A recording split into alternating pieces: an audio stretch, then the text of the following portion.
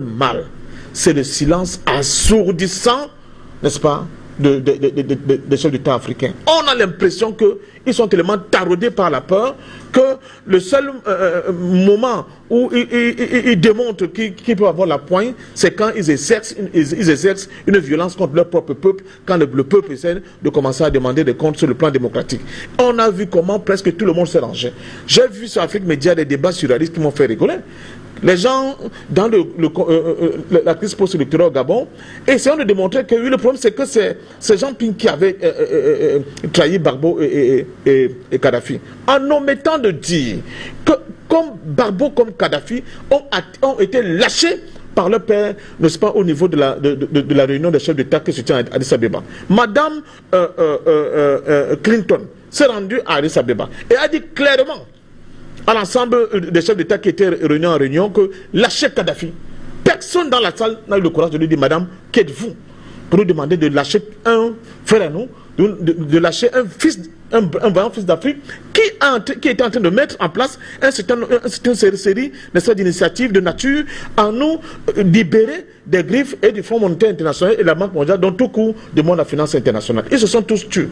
Monsieur Ali Bongo, le Gabon était membre du Conseil de sécurité de l'ONU. Il a voté la résolution, n'est-ce pas, qui condamnait Gbagbo et qui lâchait Kadhafi. Et lui-même l'a dit.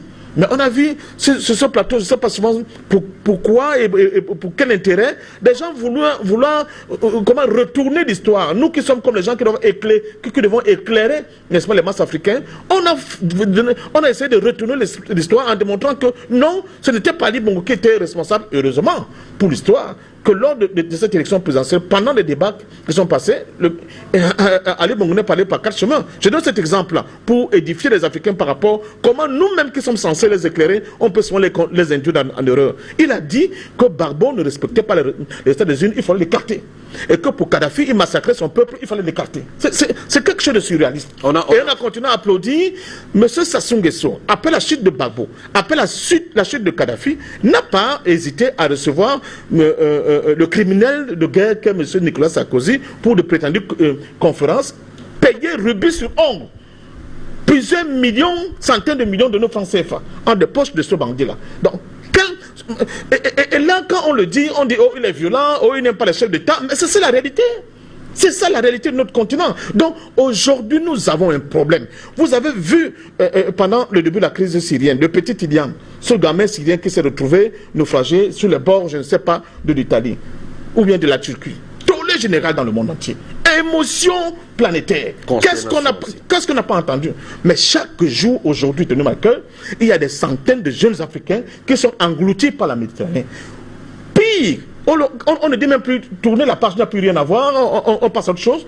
Il y a même des gens qui demandent même que les bateaux qui essaient de transporter ces migrants-là, il faut les couler. Il faut couler ces bateaux. Et personne n'en parle plus. Les chefs d'État sont devenus muets comme des capes.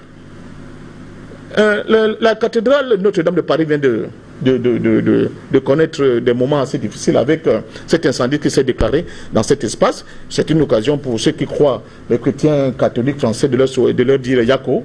Mais regardez ce qui s'est passé. La plupart de nos chefs d'État, je crois que c'est Macky Sall qui a ouvert le bail, je crois que le nôtre aussi a suivi. Tout le monde adresse des condoléances. Tout le monde est affligé. Tout le monde est affecté. Mais nous mourons chaque jour. Ces pauvres chefs d'État ne s'intéressent pas à nous. C'est ça le drame de l'Afrique. Nous sommes un continent. On est là dans le jeu diplomatique. Ce n'est pas seulement de la diplomatie. C'est aussi la manière dont nous regardons notre peuple. L'intérêt que nous accordons à ce peuple. C'est de l'attention que nous devons accorder à nos peuples. Et on a l'impression que, soi-disant pour la diplomatie, un mort en France est plus important, je veux dire un mort français, de peau blanche, est plus important que de centaines de morts, n'est-ce pas, au Cameroun, en Guinée, je ne sais pas, au Burundi, au Mozambique, ou bien comme l'a vu dernièrement aussi au Zimbabwe. C'est ça qui est choquant. On a Ronnie Brauman qui dit que la relation qu'entretenait Nicolas Sarkozy avec Muammar Kadhafi a été rompue.